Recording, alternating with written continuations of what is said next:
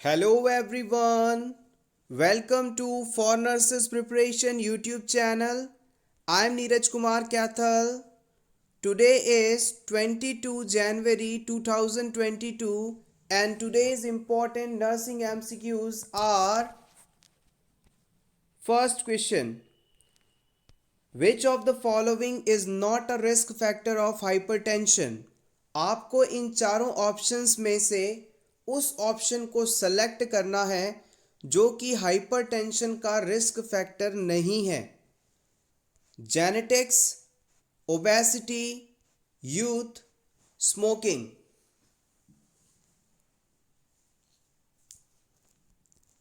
The right answer is option C. Youth का मतलब है यंग एज पर्सन, तो यहाँ पर यंग एज पर्सन के अंदर रिस्क ऑफ हाइपरटेंशन नहीं देखा जाता. It's not a risk factor for hypertension. इसके अलावा जेनेटिकल फैक्टर्स के कारण पेशेंट में हाइपरटेंशन डेवलप हो सकता है. ओबेसिटी हाइपरटेंशन का एक इम्पॉर्टेंट रिस्क फैक्टर माना जाता है और स्मोकिंग के कारण भी पेशेंट में हाइपरटेंशन डेवलप हो सकता है. So option C is correct here. Question number 2, concept of one to one relationship between agent and disease are. आपको उस कॉन्सेप्ट को सेलेक्ट करना है जो कि एजेंट और डिजीज की वन टू वन रिलेशनशिप को बताता है.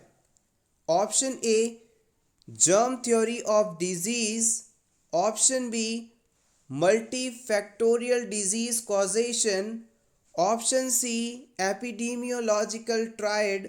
Option D, web of causation of disease.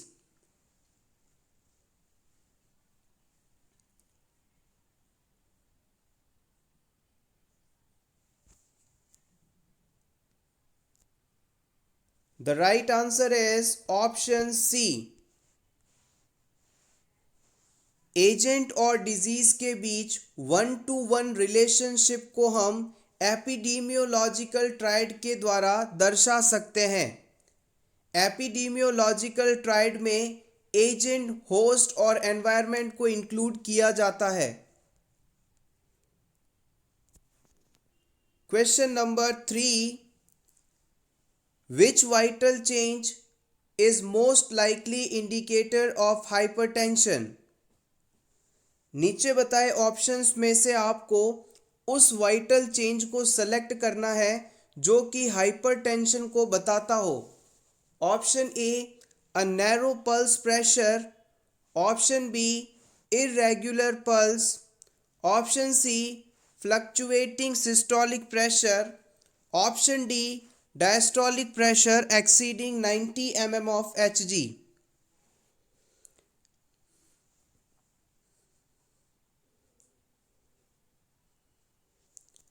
The right answer is option D. याद रखिएगा, अगर किसी क्लाइंट में, किसी पर्सन में 3 अलग अलग पीरियड्स पर ब्लड प्रेशर चेक करने पर ब्लड प्रेशर की systolic BP, systolic reading 140 mm of Hg से ज़्यादा आए या diastolic blood pressure 90 mm of Hg से ज़्यादा आए तो ये कंडीशन हाइपरटेंशन कहलाती है. तो इसमें से ये वाली जो कंडीशन है जहाँ पर diastolic pressure 90 mm of Hg से ज़्यादा होना लिखा गया है, this is the correct option. इसके अलावा पल्स प्रेशर का मतलब होता है सिस्टोलिक ब्लड प्रेशर में से डायस्टोलिक ब्लड प्रेशर को माइनस कर देना, सब्सट्रैक्ट कर देना, घटा देना. Next question important. A phenomena during therapeutic nurse client relationship when the client unconsciously attributes to the nurse feeling and behavior predispositions formed toward a person from his or her past is. आपको उस घटना का नाम बताना है जिसमें patient के द्वारा नर्स की फीलिंग्स और उसके बिहेवियर को देखकर नर्स को उस पर्सन के रूप में पेशेंट द्वारा माना जाता है जिसे वो प्रीवियसली जानता है। एक बार फिर से समझते हैं।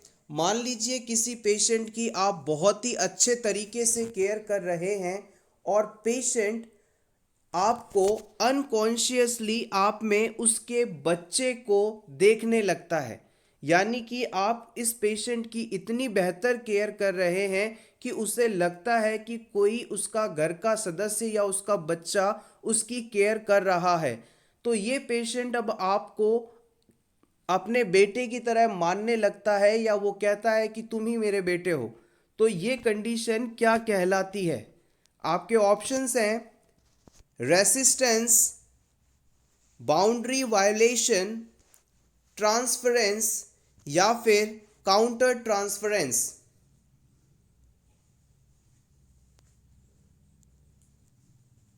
The right answer is option C. It is called transference. Patient द्वारा हॉस्पिटल में दी गई केयर के बिहाफ पर या नर्स के बिहेवियर को जज करके अनकॉन्शियसली प्रीवियसली नोन किसी पर्सन के रूप में नर्स को मान लेना एक तरह से ट्रांसफरेंस कहलाता है। Transference is a unconscious transfer of qualities, attributes which originally associated with individual by the patient. Transference is a problem encountered by the nurse during working phase of therapeutic nurse patient relationship. आपसे ये भी पूछा जा सकता है कि transference जो है वो क्या है। ट्रांसफरेंस एक ऐसी प्रॉब्लम है जो कि नर्स पेशेंट रिलेशनशिप की वर्किंग फेज में देखने को मिलती है। दिस इज इंपॉर्टेंट, आप चाहें तो इसका स्क्रीनशॉट ले सकते हैं। Question number 7, the most important nursing intervention for a 3 years old child with diagnosis of nephrosis. एक 3 साल के बच्चे में नेफ्रोसिस डिजीज है। इस बच्चे के लिए इम्पॉर्टेंट नर्सिंग इंटरवेंशन क्या होना चाहिए? Encouraging fluids, regulating diet, preventing infection, maintaining bed rest. इन चारों में से कौन सा ऑप्शन इस बच्चे के लिए इम्पॉर्टेंट इंटरवेंशन के रूप में माना जाएगा?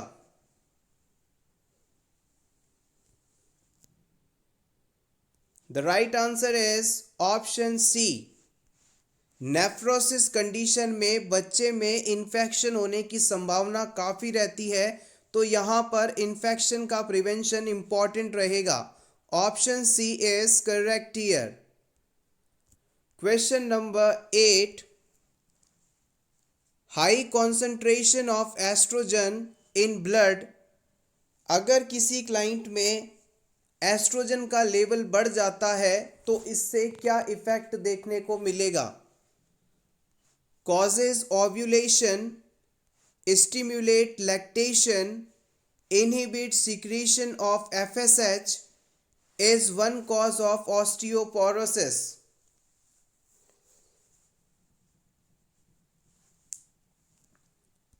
The right answer is option A. It will cause ovulation. The highest level of estrogen before few days of ovulation increases secretion of LH and GnRH by positive feedback mechanism that causes ovulation.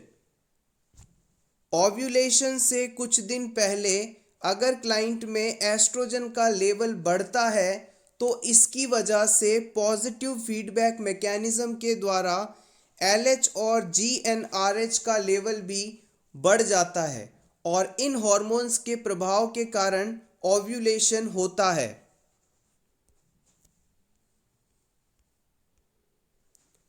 Question number 9, while wearing gloves, first glove need to be wear in which hand? जब आप gloves पहनते हैं तो सबसे पहले पहला gloves आप अपने किस हैंड में पहनेंगे? ऑप्शन ए किसी भी हाथ में, ऑप्शन बी डोमिनेंट हैंड में, option C non dominant hand में, option D always in right hand. बहुत ही इम्पॉर्टेंट कॉन्सेप्ट है जो कि आपको हमेशा इस्तेमाल करना है जब एज अ नर्सिंग ऑफिसर आप अपनी सर्विसेज देंगे हॉस्पिटल में। The right answer is option C. हमेशा याद रखें, आप अपने नॉन डोमिनेंट हैंड में सबसे पहले ग्लव को पहनेंगे और फिर उसके बाद डोमिनेंट हैंड में। जैसे कि मैं राइट हैंड को ज़्यादा इस्तेमाल करता हूँ, अपने ज़्यादातर सभी काम राइट हैंड से करता हूँ, तो मेरे लिए ये डोमिनेंट हैंड है। और मेरा जो लेफ्ट हैंड है जिससे मैं कम काम करता हूँ, कम उपयोग करता हूँ, तो ये मेरा नॉन डोमिनेंट हैंड है। तो मैं अपने नॉन डोमिनेंट हैंड यानी लेफ्ट हैंड में पहला ग्लव्स पहनूंगा और फिर राइट हैंड में पहनूंगा। इस तरह से आप याद रख सकते हैं।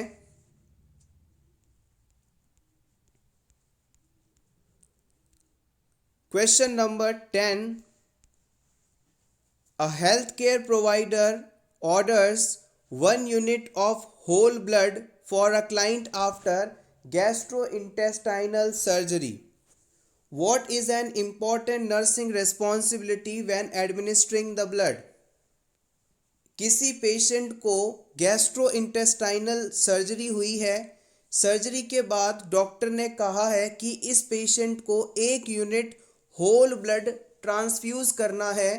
तो इस ब्लड ट्रांसफ्यूजन के समय नर्स की क्या रिस्पॉन्सिबिलिटी होती है ये आपको बताना है। आपके ऑप्शंस हैं।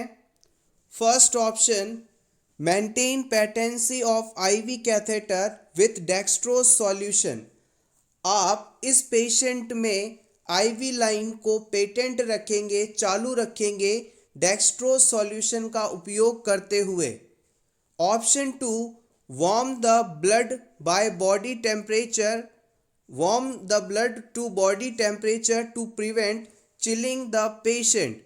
आप पेशेंट में उपयोग किए जाने वाले ब्लड को बॉडी टेम्परेचर के बराबर गर्म करेंगे जिससे पेशेंट में चिलिंग इफेक्ट ना आए।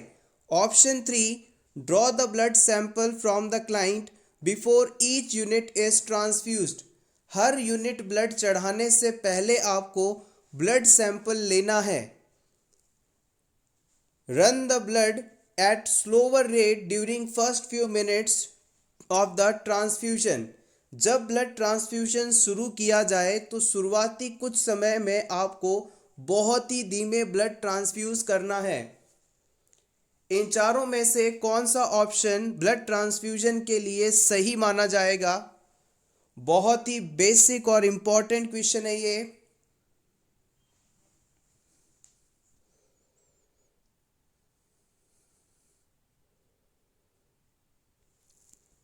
The right answer is option 4। आइए वन बाय वन सभी ऑप्शंस को क्लियर करते हैं। हमेशा याद रखें, पेशेंट में जब ब्लड चढ़ रहा होता है, ट्रांसफ्यूज हो रहा होता है, तो इसके साथ आपको कोई और दूसरा फ्लूइड या सब्सटेंस नहीं एडमिनिस्टर करना है। ब्लड लाइन के साथ ब्लड चढ़ते समय आप सिर्फ और सिर्फ सेलाइन सॉल्यूशन यानी NS यानी कि नॉर्मल सेलाइन सॉल्यूशन ही सिर्फ आप इस्तेमाल कर सकते हैं। ब्लड ट्रांसफ्यूजन के साथ सिर्फ एकमात्र फ्लूइड दिया जा सकता है, वो है नॉर्मल सेलाइन। डेक्स्ट्रोज नहीं दिया जा सकता, सो ये ऑप्शन गलत है। Warm the blood to body temperature to prevent chilling. Blood को कभी भी आप गर्म नहीं करेंगे। ऐसा करने से ब्लड सेल्स डैमेज हो जाएंगी, डिस्ट्रॉयज हो जाएंगी, हीमोलाइसिस हो जाएगा। तो ब्लड को कभी भी आप वार्म नहीं करते। Draw blood sample from client before each unit is transfuse. याद रखिएगा, ब्लड ट्रांसफ्यूजन के बाद ब्लड सैंपल लिया जाता है स्टडी के लिए, लेकिन ब्लड ट्रांसफ्यूजन से पहले सैंपल लेना ये सही तरीका नहीं है, ऐसा जनरली नहीं होता। So option 4 is correct here. Run the blood at slower rate during first few minutes of transfusion.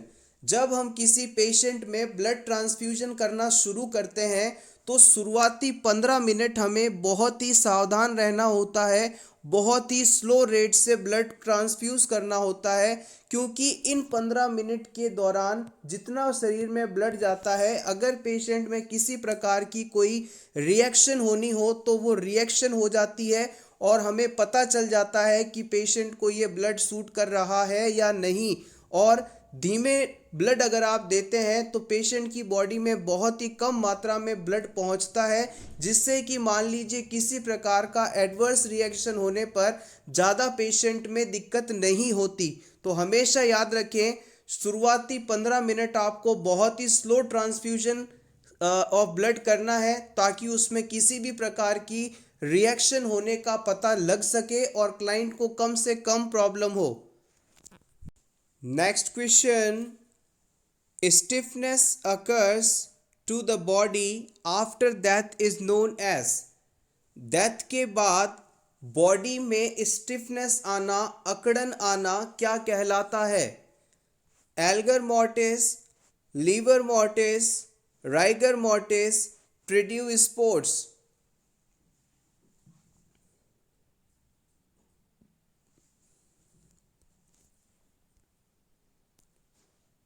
The right answer is option C. It is called rigor mortis। आइए रिमेनिंग टर्म्स के बारे में भी जान लेते हैं, इंपॉर्टेंट है। सबसे पहली टर्म है algor mortis, decrease of body temperature after death. Death के बाद पर्सन की बॉडी का टेम्परेचर कम होने लगता है। ये कंडीशन या ये सिचुएशन एल्गर मॉर्टिस के नाम से जानी जाती है। नेक्स्ट आता है livor mortis, discoloration of skin after death. Death के बाद स्किन का कलर चेंज होना लीवर मॉर्टिस कहलाता है। Third is rigor mortis, stiffness of body that occurs after 2 to 4 hours of death. Death के 2 से 4 घंटे बाद पेशेंट की बॉडी अकड़ने लगती है, स्टिफ होने लगती है, तो ये कंडीशन राइगर मॉर्टिस कहलाता है। Algor mortis, livor mortis, rigor mortis, ये तीनों ही टर्म प्रीवियस एग्जाम में पूछी गई हैं। आप चाहें तो इसका स्क्रीनशॉट ले सकते हैं आपके रिवीजन के लिए।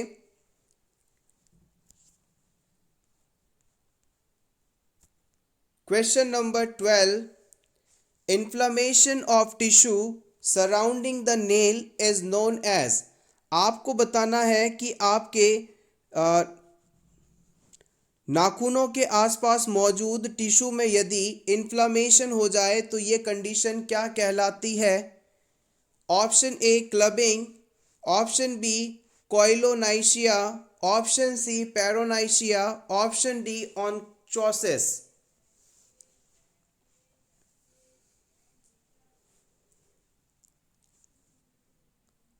The right answer is option C. It is called peroneisia. It is called peroneisia is a tissue inflammation surrounding the nails. An enlarged terminal phalanx of finger due to chronic hypoxic condition is called clubbing. Clubbing एक ऐसी condition है जिसमें body tissues में oxygen की कमी हो जाती है और इसकी वजह से जो फिंगर्स हैं वो इस प्रकार से हो जाती हैं, आगे से देखने पर चौड़ी हो जाती हैं, ड्रम स्टिक अपीयरेंस की हो जाती हैं। इसे ही आप क्लबिंग के नाम से जानते हैं। एक बार फिर से रिपीट करते हैं, फिंगर्स टिश्यू में, बॉडी टिश्यू में ऑक्सीजन की कमी के कारण फिंगर्स का आगे से चौड़ा हो जाना, एनलार्ज हो जाना, क्लबिंग या drum stick appearance of fingers कहलाता है। Next, dystrophy of fingernails in which they are coilonychia. It is often called spooning of the nails. This condition is sometimes associated with iron deficiency anemia. कोइलोनाइशिया एक ऐसी condition है जिसमें patient का जो finger nail है वो अंदर की तरफ धंस जाता है और फिंगर की अपीयरेंस देखने में एक स्पून की तरह दिखाई देती है, चम्मच की तरह दिखाई देती है। जिन पेशेंट में आयरन डेफिशिएंसी एनीमिया होता है उन पेशेंट में ज़्यादातर इस प्रकार की नेल्स की अपीयरेंस होती है। एक बार फिर से देखते हैं। कोइलोनाइशिया एक ऐसी कंडीशन है जो जनरली आयरन डेफिशिएंसी एनीमिया वाले पेशेंट में देखने को मिलती है। इस कंडीशन से सफरिंग पर्सन में जो फिंगर नेल होता है वो बीच से डिप्रेस हो जाता है और फिंगर देखने में चम्मच की तरह दिखाई देती है, स्पून शेप फिंगर दिखाई देती है। यही कंडीशन कोइलोनाइशिया है। Take screenshot for your revision.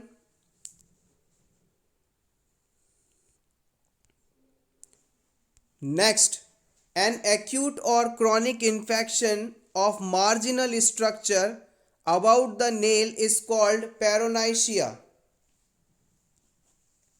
पैरोनाइशिया जो है ये नेल्स के आसपास मौजूद टिश्यूज की इन्फ्लामेशन है जो कि एक्यूट और क्रॉनिक हो सकती है इन्फेक्शन के कारण। लूजिंग और detachment of the nails from the nail bed is called onycholysis. Onycholysis is the condition जिसमें जो नेल बेड होता है वो डिटैच हो जाता है, लूज हो जाता है, जड़ से उखड़ने लगता है। सिंपली आप समझें तो question number 13 important. A client who is receiving phenytoin dilantin to control seizure disorder question the nurse regarding this medication after discharge. The nurse best response is, एक पेशेंट जिसे सीजर डिसऑर्डर है और इस patient को hospital से discharge करने के बाद भी मेडिसिन्स लेनी है, फेनेटोइन लेनी है। ये पेशेंट नर्स से पूछता है कि डिस्चार्ज के बाद भी मुझे इस दवा को क्यों लेने की ज़रूरत पड़ेगी। इस सिचुएशन में एज अ नर्स आपके द्वारा कौन सा स्टेटमेंट कहा जाएगा?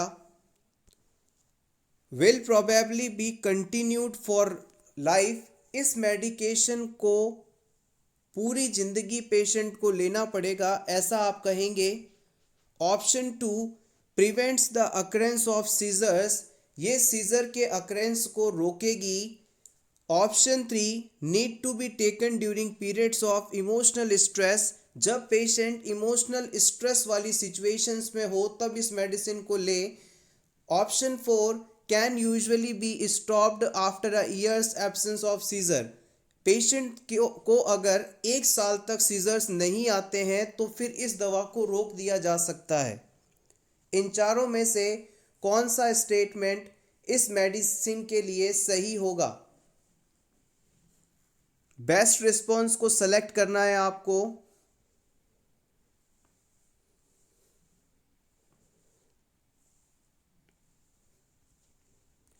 The right answer is option 1।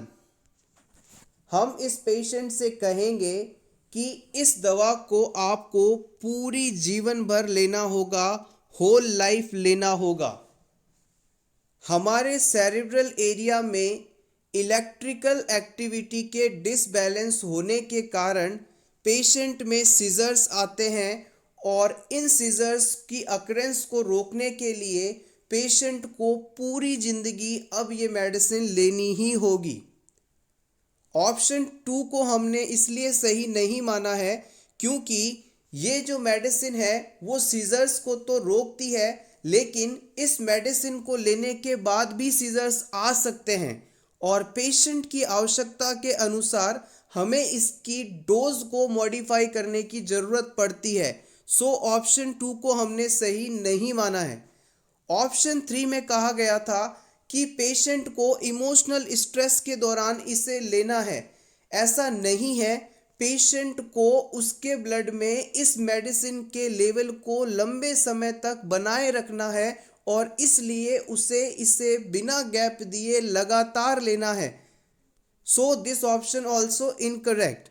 Option 4 में कहा गया था can usually be stop after a years of absence of seizures. Patient अगर लगातार मेडिसिन ले रहा है तो इस मेडिसिन के इफेक्ट की वजह से पेशेंट को सीजर्स नहीं आ रहे हैं, ना कि इस मेडिसिन के द्वारा इसका जो पैथोफिजियोलॉजिकल कॉज था उसे करेक्ट किया गया है।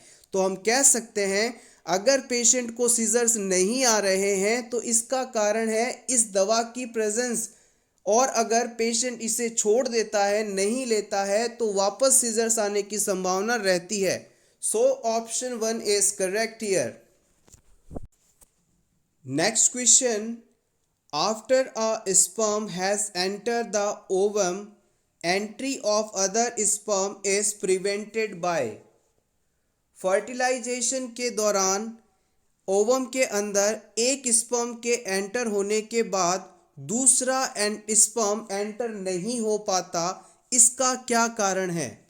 Option A development of fertilization membrane, option B development of vitelline membrane, option C condensation of yolk, option D formation of pigment coat. Basic but important question. The right answer is option A. याद रखिएगा, fertilisation के दौरान ovum में एक sperm की entry के बाद दूसरा स्पर्म एंटर नहीं हो पाता क्योंकि वहाँ पर फर्टिलाइजेशन मेम्ब्रेन का निर्माण हो जाता है जो कि इसकी एंट्री को प्रिवेंट करती है। आइए इसे और बेहतर तरीके से समझें।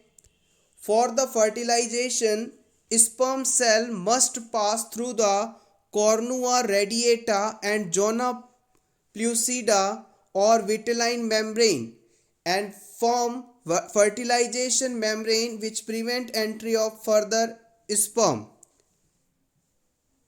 फर्टिलाइजेशन प्रोसेस के लिए स्पर्म सेल का ओवम सेल के अंदर कॉर्नुआ रेडिएटा और जोना प्लूसिडा, जिसे आप विटिलाइन मेम्ब्रेन के नाम से जानते हैं, को पार करते हुए जाना होता है। देखिएगा, ये ओवम है, इस ओवम में मान लीजिए this is corona radiata and this is zona प्लूसिडा।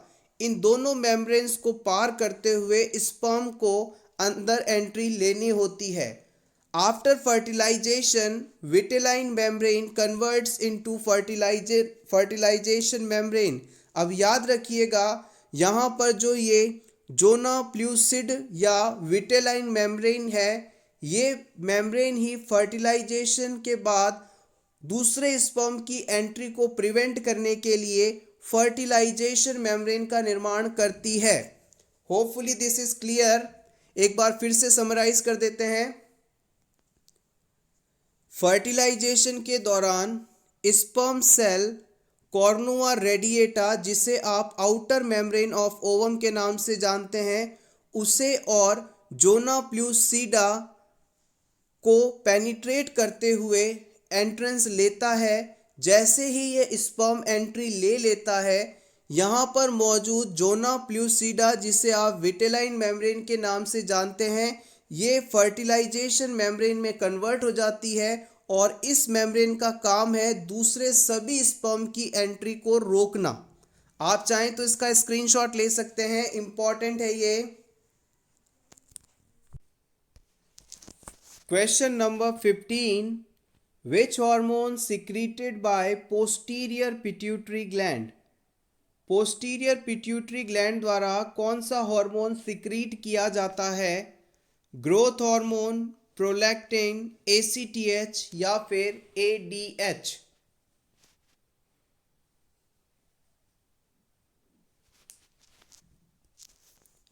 The right answer is option D, it is ADH. याद रखिएगा, two hormones secreted by posterior lobe of the pituitary gland, these are ADH or vasopressin and oxytocin, although it produced by hypothalamus. Pituitary gland के दो important lobes होते हैं, anterior lobe और posterior lobe. Posterior lobe के द्वारा दो important hormones का release किया जाता है, जिसमें एडीएच और ऑक्सीटॉक्सिन हैं। एडीएच को आप एंटी डायूरेटिक हार्मोन या वैसोप्रेसिन के नाम से भी जानते हैं। हालांकि वैसोप्रेसिन और ऑक्सीटॉक्सिन ये दोनों ही हार्मोन हाइपोथैलेमस द्वारा बनाए जाते हैं और फिर वहाँ से निकलकर इस पोस्टीरियर पिट्यूटरी ग्लैंड में स्टोर्ड रहते हैं और बॉडी की डिमांड के अनुसार यहाँ से इन्हें रिलीज किया जाता है। Take screenshot for your revision.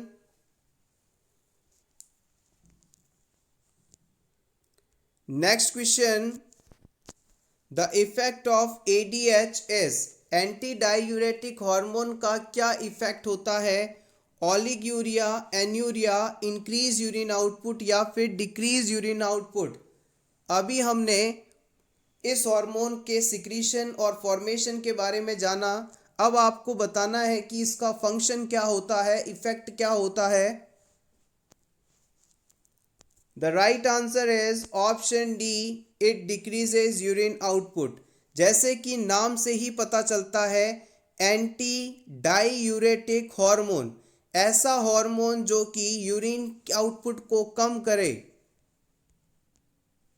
The major function of ADH is retention of water in body by action on renal tubules of kidney, so decrease urine output. ADH hormone के द्वारा रीनल ट्यूब्यूल्स पर जाकर action किया जाता है और इसके effect की वजह से बॉडी में वाटर का रिटेंशन होने लगता है, बॉडी कम से कम यूरिन फॉर्मेशन करती है। ADH act on the principal cell of DCT of nephron and increases reabsorption of water. याद रखिएगा, this is the nephron.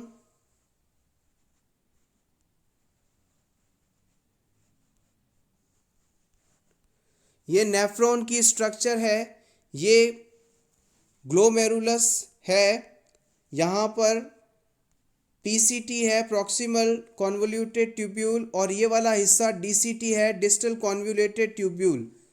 जो ADH हार्मोन है इसी DCT पर जाकर अपना एक्ट करता है और इसके प्रभाव की वजह से रीएब्जॉर्प्शन ऑफ वाटर बढ़ जाता है, यानी यूरिन से वापस वाटर का एब्जॉर्प्शन कर लिया जाता है, बॉडी को वापस दे दिया जाता है।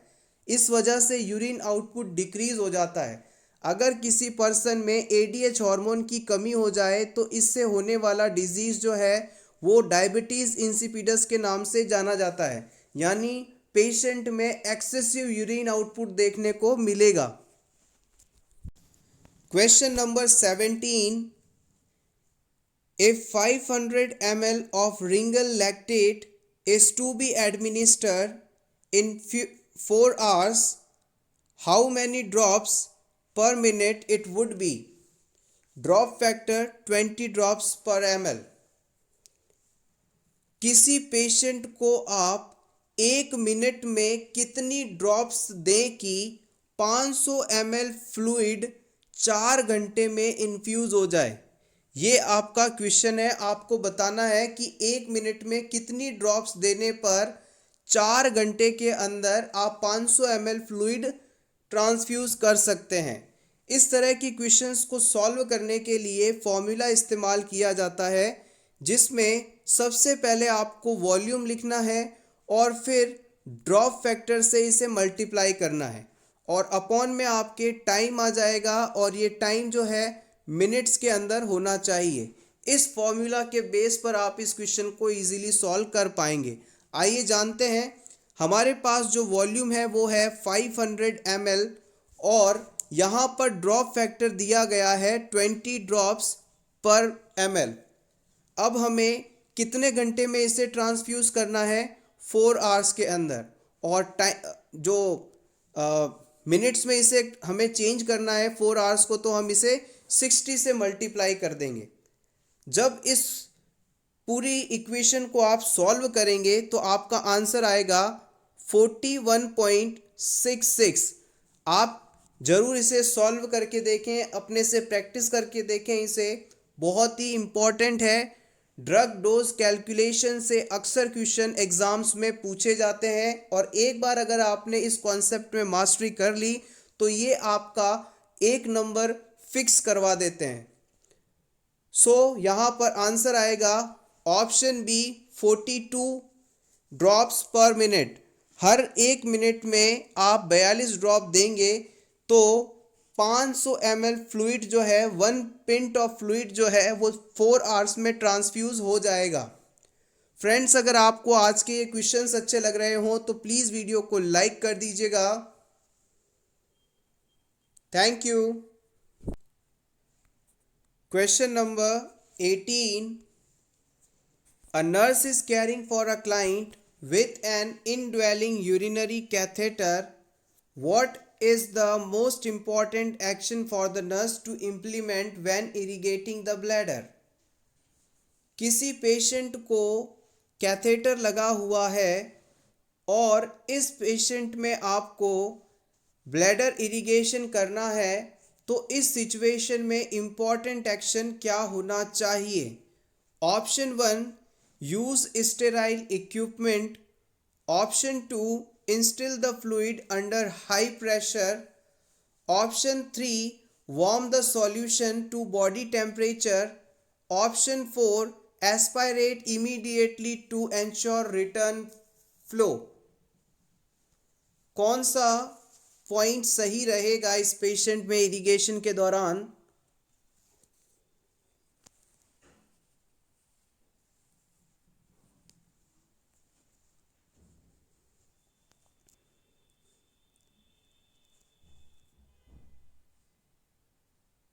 The right answer is option 1. जब भी किसी पेशेंट में ब्लैडर इरिगेशन किया जाता है तो हमेशा स्टेराइल इक्विपमेंट का इस्तेमाल किया जाता है। हमारा ब्लैडर जो है एक स्टेराइल बॉडी कैविटी है। यहाँ पर अगर आपने असेप्टिक टेक्निक को फॉलो नहीं किया तो इन्फेक्शन होने की संभावना काफ़ी रहती है। तो इस पूरे प्रोसीजर के दौरान आपको स्टेराइल टेक्निक और स्टेराइल इक्विपमेंट का इस्तेमाल करना सबसे ज़्यादा ज़रूरी है। आइए बाकी ऑप्शंस के बारे में भी जान लें। Instil the fluid under high pressure. कभी भी ब्लैडर इरिगेशन के दौरान आपको बहुत ज़्यादा प्रेशर अप्लाई नहीं करना है।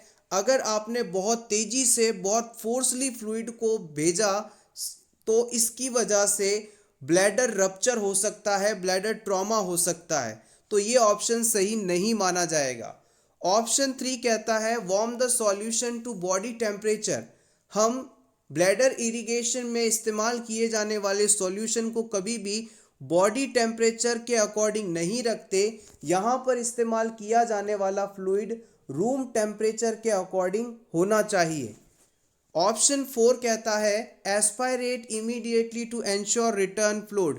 ऐसा नहीं किया जाता। इस टेक्निक का इस्तेमाल हम उस समय करते हैं जब पेशेंट में ग्रेविटी के बावजूद भी जो फ्लूइड है वो बाहर नहीं आ पा रहा। पेशेंट में नेगेटिव प्रेशर जनरेट करना या एस्पायरेशन ऑफ फ्लूइड करना फ्लो के लिए उस समय किया जाता है जब पेशेंट में ग्रेविटी के बाद भी, ग्रेविटी के कारण भी जो फ्लूइड है वो बाहर नहीं आ पा रहा हो। सो ऑप्शन 1 इज करेक्ट हियर। हमेशा स्टेराइल टेक्निक और स्टेराइल इक्विपमेंट्स का इस्तेमाल करते हुए हमें ब्लैडर को इरिगेट करना है।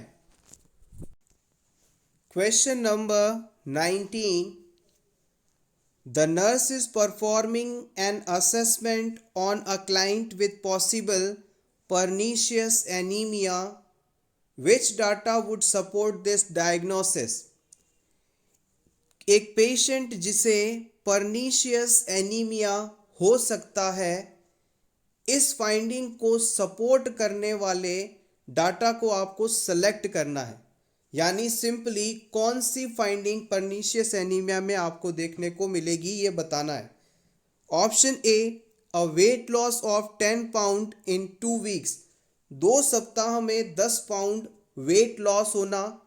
Option B, complain of numbness and tingling in extremities, patient के हाथों और पैरों में नमनेस और टिंगलिंग का सेंसेशन होना। Option C, a red beefy tongue. Option D, a haemoglobin level of 12 gram per dL, 12 gram per DL haemoglobin का होना।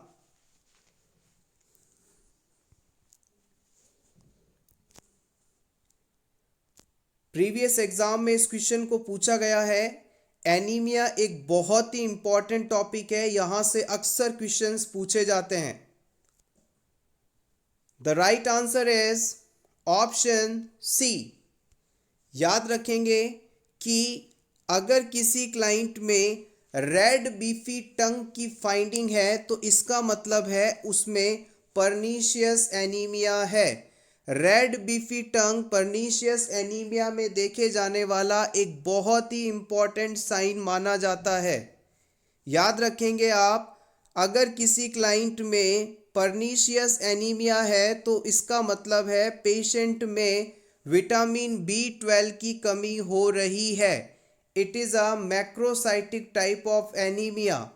विटामिन B12 को आप साइनोकोबालामिन के नाम से भी जानते हैं।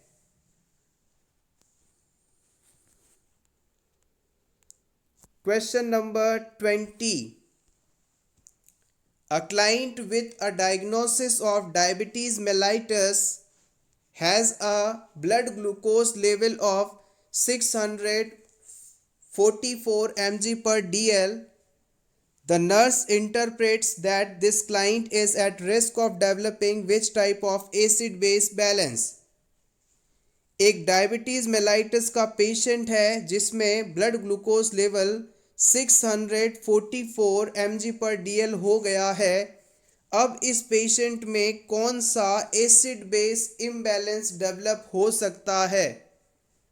Option A, respiratory acidosis. Option B, metabolic alkalosis. Option C, metabolic acidosis. Option D, respiratory alkalosis.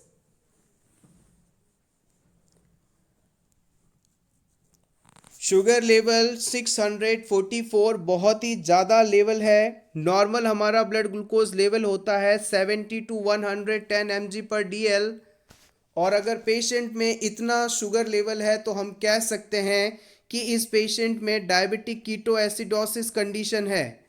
अब आप होपफुली इस क्वेश्चन का आंसर कर पाएंगे। It's like a hint for you, and the right answer is option C.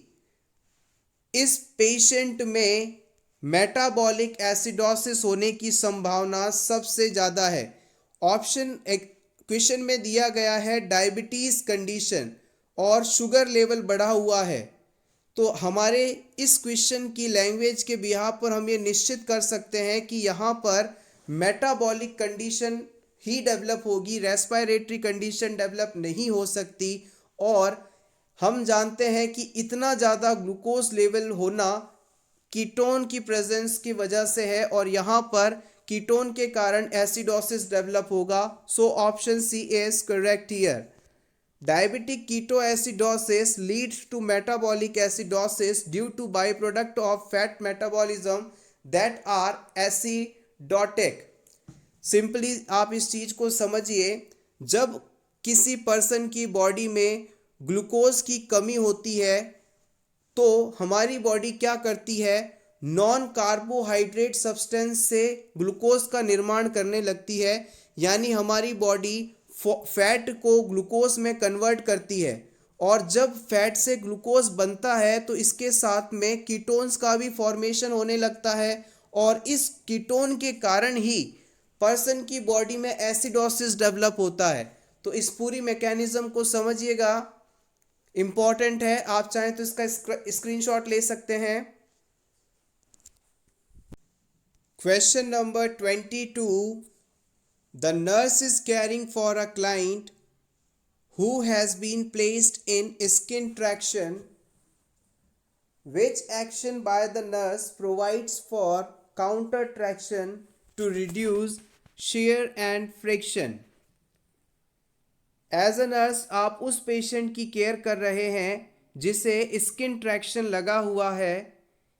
इस patient में shear और friction को कम करने के लिए आप क्या एक्शन लेंगे? Option 1, slightly elevating the head of bed. आप पेशेंट के बेड के हेड साइड को ऊपर कर देंगे। प्रोवाइडिंग एन ओवरहेड ट्रेपीजे, आप पेशेंट को ओवरहेड ट्रेपीजे प्रोवाइड करवाएंगे। Slightly elevating foot end of the bed, आप पेशेंट के फुट बेड एंड को हल्का सा एलिवेट कर देंगे या फिर फुटबोर्ड का इस्तेमाल करेंगे।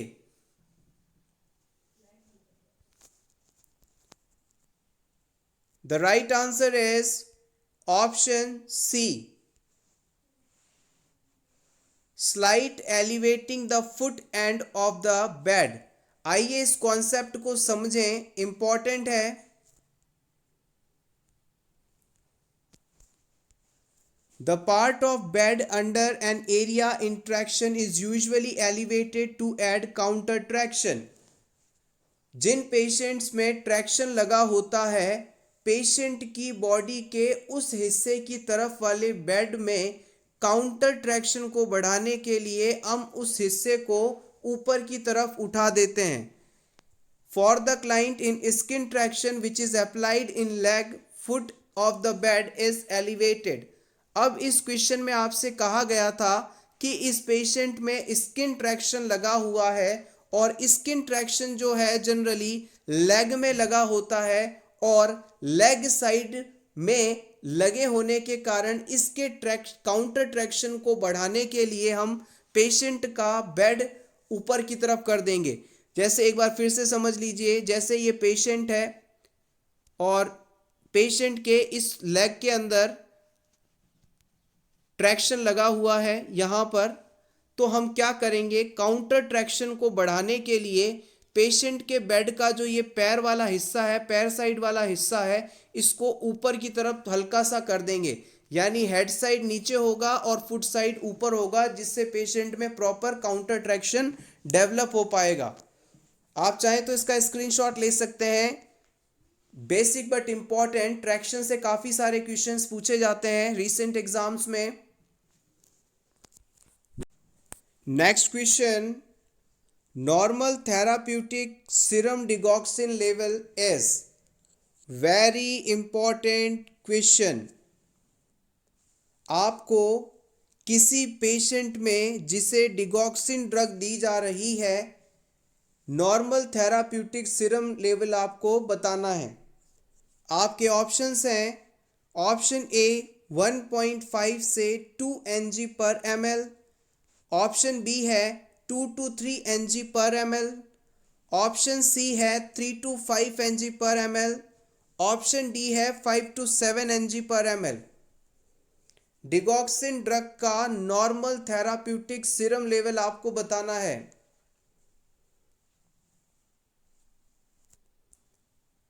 The right answer is option A.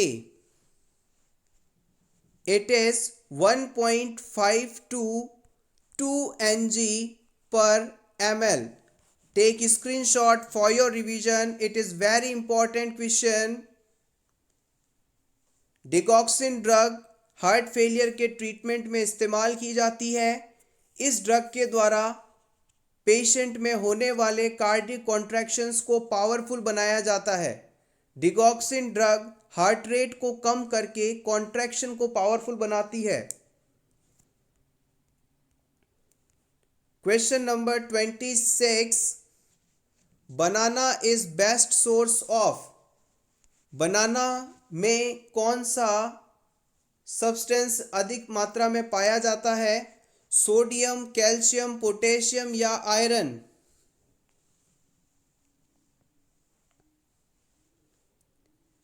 The right answer is option C, it is potassium.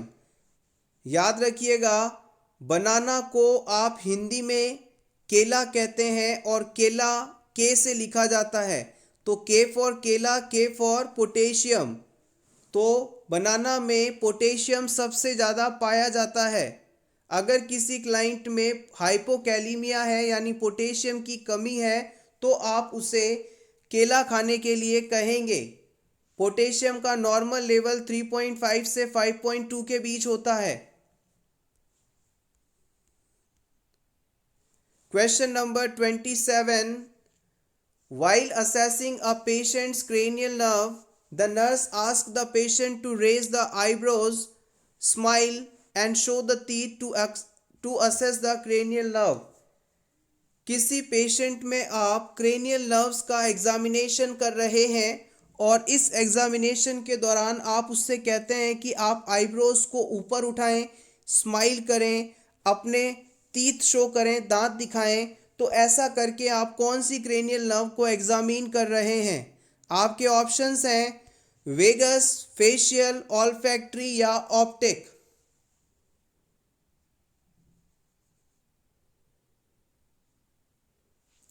The right answer is option B. इन सभी एक्टिविटीज के द्वारा हम पेशेंट में फेशियल नर्व को असेस कर रहे हैं। Facial nerve is a 7th cranial nerve. Vagus is the longest nerve of our body and it is 10th number nerve. Olfactory is the first cranial nerve and optic is the second cranial nerve. This is for eye vision, this is for smelling. Thank you so much everyone for watching this complete video. अगर आपको आज के ये questions अच्छे लगे हों तो please video को लाइक कर दीजिएगा और अगर आप पहली बार इस चैनल पर आए हैं तो for nurses preparation YouTube channel को ज़रूर सब्सक्राइब करें और इसी तरह के वीडियोस अपने दोस्तों के साथ ज़रूर शेयर करें। Thanks a lot, best of luck.